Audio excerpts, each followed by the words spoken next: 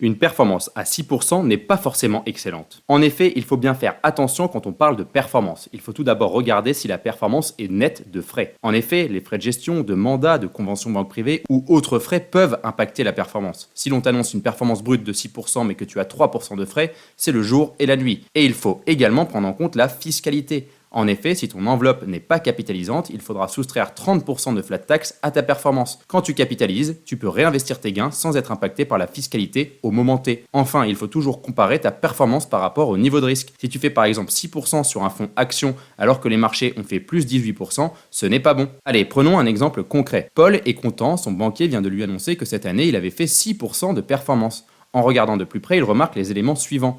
Il avait une cotisation banque privée de 0,2%, une commission de GSM, gestion sous mandat de 0,8% et des frais de gestion de 1%, soit au final une performance nette de 4%. De plus, il apprend que le benchmark de sa gestion, c'est-à-dire le marché face à sa gestion, a fait 15%. Il y a donc une énorme différence ici. Finalement, Paul n'est plus du tout content. Regarde bien la performance nette de frais et compare-la par rapport au risque-prix. Et si tu veux une analyse précise de ton contrat, mets contrat en commentaire. Et si tu souhaites en savoir plus, abonne-toi et va écouter notre podcast L'art de la gestion financière sur Spotify ou Apple Podcast.